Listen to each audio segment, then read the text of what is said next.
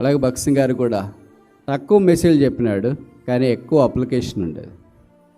మనం మెసేజ్లు ఎక్కువ చెప్తూ ఉంటాం, అప్లికేషన్ ఆల్మోస్ట్ నాన్. ఆయన కలిగిన వాక్య వెలుగుని గురించి ఆయన ఒకసారి ఇంగ్లాండ్ దేశానికి వెళ్ళింటే, ఇంగ్లాండ్ దేశంలో పేరు ప్రఖ్యాతులు కలిగిన భక్సింగ్ గారి దినాల్లోనే ఒక బైబిల్ పండితుడు ఉండేవాడు. ఆయన పేరు మార్టిన్ లాయిడ్ జోన్స్. ఆయన భక్సింగ్ గారిని కలుసుకొని ఇలాగ అడిగాడంట, బ్రదర్ భక్సింగ్, what is the mystery that you have such a great light of the word of God?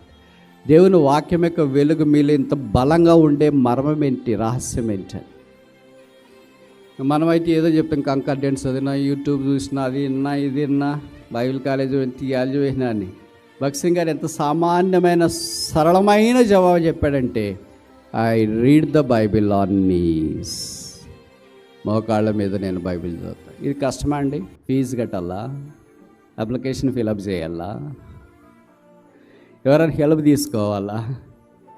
ఎవరిది అవసరం లేదు. I read the God's word on knees. దేవుని వాక్యాన్ని మోకాళ్ళ మీద నేను చదువుతాను.